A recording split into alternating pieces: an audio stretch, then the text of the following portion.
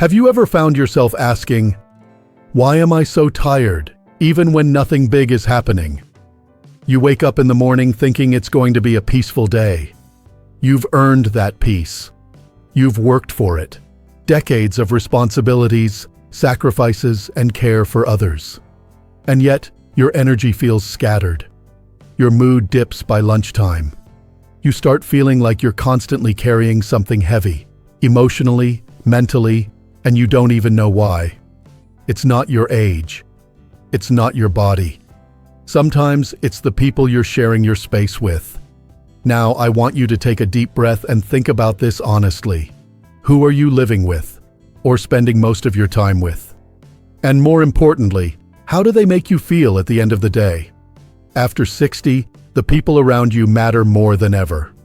You've entered a stage in life where peace isn't just nice to have, it's necessary. Your physical health, your emotional balance, and even your sense of purpose depend on it. That's why this video is so important. Today we're going to talk about the kinds of people you should never live with after 60. I know that might sound a little harsh at first, but trust me, protecting your peace is not selfish, it's smart. It's loving. It's how you make the most of this beautiful chapter of life. Let's start with the first kind of person. You know the ones. You share something exciting, a dream, a trip you've been thinking about, maybe a class you want to take or even starting a small business. And instead of cheering you on, they lean in and say, "At your age? Really?" They don't raise their voice. They don't yell. They just drop that subtle line like a quiet thunderstorm. And it sticks with you. These are the people who shut down your dreams by reminding you of your age. And you might not notice the damage they do right away, but trust me, it adds up. Every time you hear, "You're too old for that," your self-belief takes a hit. Not because it's true, but because it came from someone close to you. Linda knows this feeling well. She was 72 when she finally decided to do something just for herself. For decades, she raised a family, worked long hours, put everyone else's needs before her own. Then one day, she walked by an art store and paused. She'd always wanted to paint, but life had always gotten in the way. This time she decided, why not now? She signed up for a beginner's painting class and bought her first set of brushes. When she told her family, their reaction wasn't exactly warm. "Painting? At 72? Someone said. "Isn't that more of a young person's hobby?" And just like that, the doubt started creeping in. But Linda showed up to that class anyway. And a few months later, her paintings were hanging in a local gallery. She felt more alive than she had in years. That's what happens when you choose to believe in yourself more than the limitations others put on you. You see, the problem with these so-called realists is that they're not actually thinking about you. They're projecting their own fears, their own regrets, their own belief that the best parts of life are behind them. But that doesn't have to be your story. Age isn't a cage. It's experience. It's wisdom. And if someone in your life, no matter how close, keeps tying your dreams to your age like it's a chain, it's time to create some distance. Because their words don't just discourage, they delay your life. Let's talk about another type of person you should be very careful about living with after 60. We all want love, companionship, that sense of connection that warms your heart on quiet mornings and rainy afternoons. But love, especially in this stage of life, should be a gift, not a burden. Yet some people walk into your life with a smile and a need, a bottomless, never-ending list of demands. They say they love you, but what they really love is what you give them: your time, your energy, your money, your peace. Charles learned this the hard way. He was 70 when he met a woman who brought excitement back into his life. At first, it felt like falling in love again. She was charming, attentive, full of life. But little by little, the requests started. First, it was small favors. Then it became constant phone calls, emotional outbursts, guilt trips when he didn't answer fast enough. Then came the financial requests, just a little here, a little there. Charles found himself stressed, tired, and constantly trying to keep the peace. That joy he had in the beginning, gone. Replaced with tension and a quiet feeling that he was being drained. And that's the thing. When love turns into obligation, when one person is always giving and the other is always needing, it stops being love. It becomes emotional dependence dressed up as romance. You're not here to fix anyone. You're not here to carry someone else's life. Not now. Relationships in this stage of life should be peaceful, balanced, supportive. They should add to your day, not take away from it. If you're constantly walking on eggshells, trying not to upset someone, or finding yourself exhausted after every interaction, it's time to ask, is this really love? Or is this me trying not to be alone? And let's be clear, being alone is not the same as being lonely. In fact, choosing solitude over a toxic relationship is one of the most powerful acts of self-respect there is. You deserve someone who meets you where you are, not someone who constantly pulls you into their chaos. You've spent too many years solving other people's problems. Now is the time to enjoy your life, not trade it for someone else's comfort. So if you find yourself in a relationship, romantic or otherwise, that always seems to take more than it gives, listen to that quiet voice inside you. It's not weakness. It's wisdom. You've earned the right to be happy, supported, and free. And sometimes, protecting that freedom means walking away from people who claim to love you, but don't show it with respect. Let's pause here for just a moment. I know these conversations aren't always easy. Talking about people we love or used to love, who may no longer be healthy for us, can stir up guilt, sadness, even fear. But I want to remind you of something very simple and very true. You are not responsible for keeping everyone else comfortable at the cost of your own peace. You've done your part. You've raised families, held jobs, kept homes, supported spouses, and been there for friends. This season of life, it's yours. Not to survive, but to truly live. There's another kind of relationship that might be even harder to talk about. Because this one involves the people we love the most, our children. Now, before I go any further, let me say this clearly. Loving your children deeply and wanting your freedom after 60 are not opposites. You can care for your children, wish the best for them, and still need your own life, your own space, your own peace. But what happens when those adult children, yes, grown adults, never fully let go? When they still rely on you, emotionally, financially, or even physically, long after they should be standing on their own 2 feet? Margaret had 2 children, both in their mid-30s. Smart kids, kind hearts, but they had never quite stepped into adulthood. They lived at home. They leaned on their mom for everything from rent to emotional support. And Margaret, being the loving parent she was, kept giving. She thought, this is just what mothers do. But over time, she began to feel something else: resentment, fatigue, a quiet ache for space of her own. She realized that while her children were technically adults, she was still carrying them, still solving problems they should have been handling themselves. And even though it felt selfish to admit it, she needed a life that was about her, not just about being someone's mother. So one evening, with love and a trembling voice, she sat them down and told them the truth. It's time. Not just for me, but for you. I need to live my life, and you need to live yours. It wasn't easy. There were some tears, some tough conversations, but it was necessary. And what came after surprised everyone. Her children didn't fall apart. They adjusted. They grew. And Margaret? She finally had the room to breathe, to explore, to rediscover what she loved. It's a tough truth, but here it is. When your children stay dependent on you, you both stay stuck. You lose your freedom, and they lose the opportunity to grow. That doesn't mean you stop being a parent. You never stop loving, but your role changes. After 60, you're not here to carry anymore. You're here to guide from the sidelines, not be the team captain of someone else's life. This stage is your reward for all those years of hard work and sacrifice. And if someone, even your own child, is keeping you from living it, something needs to shift. With compassion, with boundaries, and with the belief that you are allowed to choose yourself too. Now let's talk about another energy that can feel just as heavy: negativity. Have you ever lived with someone who always seems to see the worst in everything? Someone who complains about the weather, the news, the neighbors, their health, their past, and even when things are going well, they still manage to find something wrong? These people may not mean harm. Sometimes it's just how they've learned to navigate life. But when you share a home, or even a lot of time, with someone like that, it's like living under a constant gray cloud.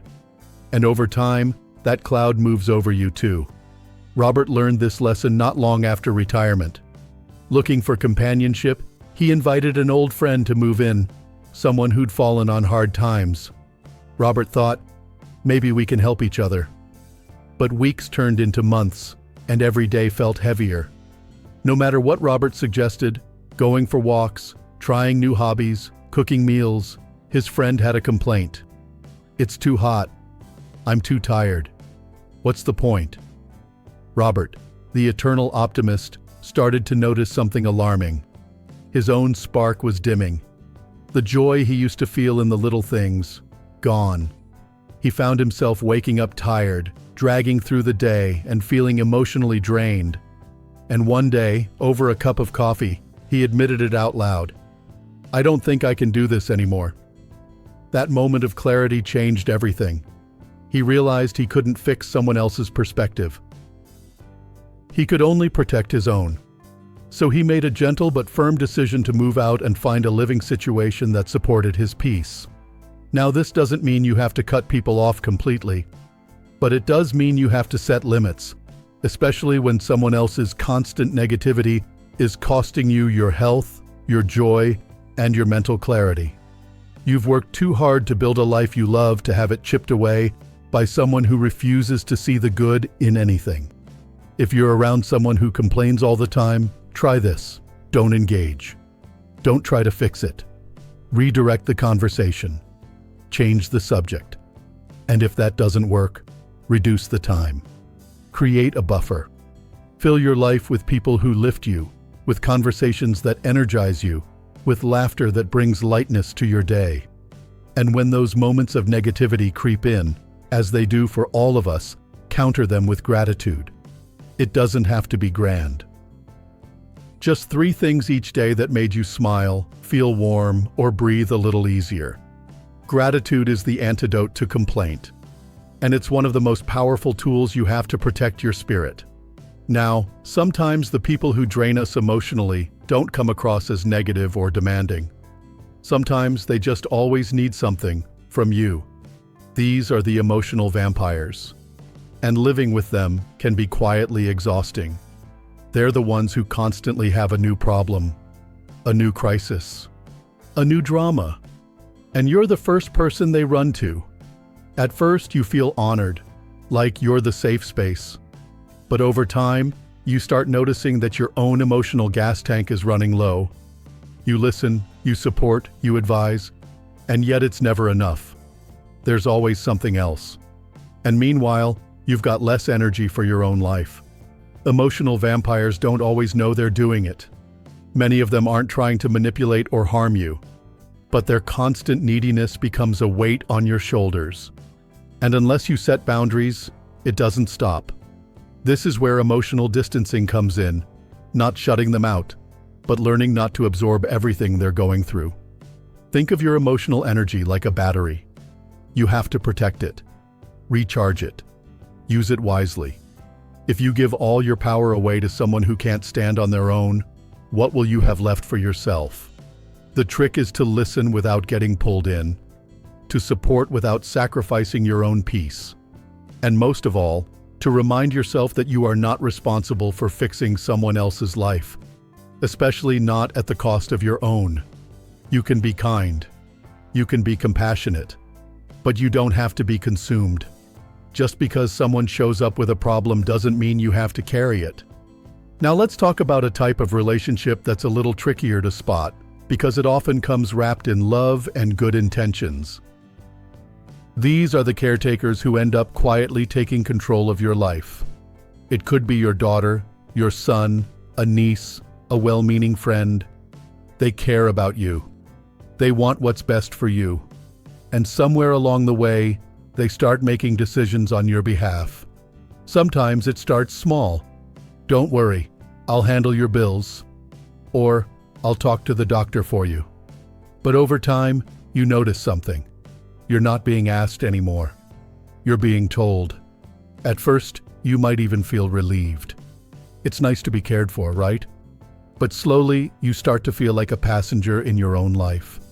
Like you've gone from adult to dependent, even though you're still perfectly capable of making choices for yourself.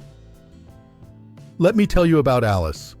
She's 76, sharp as ever, and fiercely independent. But after a fall one winter, her son moved her into his home just for a little while. He meant well.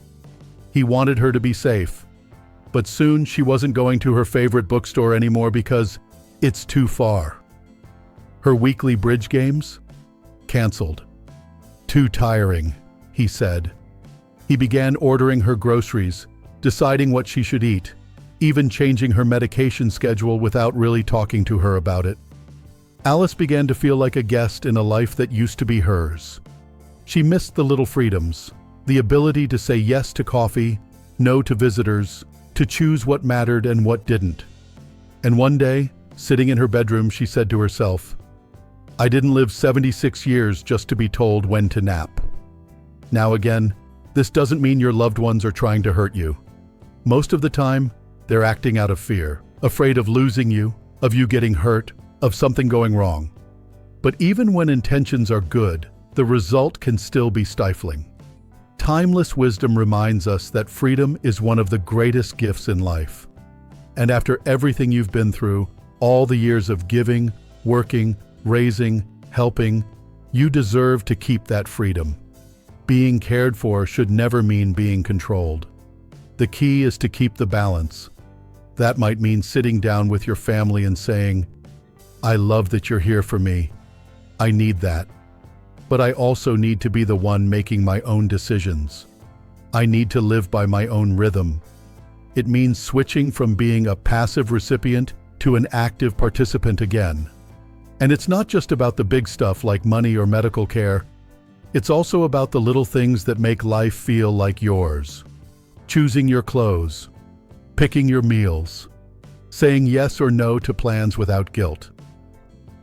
When people start taking over those little decisions, they may not realize it, but they're slowly erasing your voice. You still have that voice. Use it. Kindly, clearly, and without apology. Living on your terms doesn't mean rejecting help. It means receiving help that respects your autonomy. And when you do need more support, physically, emotionally, even medically, it's not about surrendering control. It's about collaborating. About saying, "I appreciate your help, but this is still my life, and we'll decide together." Because what matters most now isn't just safety. It's dignity. It's joy. It's feeling like you're still the author of your own story. And that brings us to something important. When we talk about who not to live with after 60, we're not just talking about avoiding stress or frustration. We're talking about protecting something sacred, your peace. You've earned this stage. You've built a life. And now your greatest job is to live it, fully, freely, and surrounded by people who lift you up, not pull you down. That might mean making tough choices. Saying no to a relationship that once felt comforting. Encouraging a grown child to stand on their own. Moving out of a home that no longer feels like yours. Speaking up when your voice is being brushed aside. But here's the truth. The most powerful decisions often come from the quietest moments of self-honesty. The moment when you say, "I matter. My happiness matters. My peace matters." You don't need to wait for anyone's permission to choose peace. You already have it. And if someone doesn't understand that, let them go with grace, not with anger, but with certainty that your well-being isn't negotiable. Now, If you've been listening and you're thinking, this sounds like me, I want to tell you something important. You're not alone. So many people, strong, kind, generous people, find themselves in situations where they've given too much for too long, where they've made room for others but forgotten to make room for themselves. And realizing that doesn't make you weak. It makes you aware. And that awareness is the beginning of something beautiful. A life that's lighter, calmer, freer. A life where your home is your sanctuary. Your days feel like your own. And your relationships give you energy instead of draining it. That life is possible. But it starts with a decision. Not a dramatic one. Just a steady one. So if you're ready, start small. Choose one boundary to set. One conversation to have. One relationship to reevaluate. You don't have to fix everything at once. Just take the first step. And if this video resonated with you, if something inside you said, yes, this is what I needed to hear, please take a moment to let me know in the comments. I'd love to hear your story, where you're watching from, what kind of peace you're looking for. And if you found this helpful, hit that like button. Subscribe to Strong Elderly Life so we can keep having these important conversations together. I release new videos every week to help you live with more wisdom, more freedom, and more joy. Most of all, remember this. You are not too old to choose joy. You are not too late to protect your peace. And you are never wrong to walk away from anything or anyone that takes more than they give. This is your time. Here's to living your best life at any age.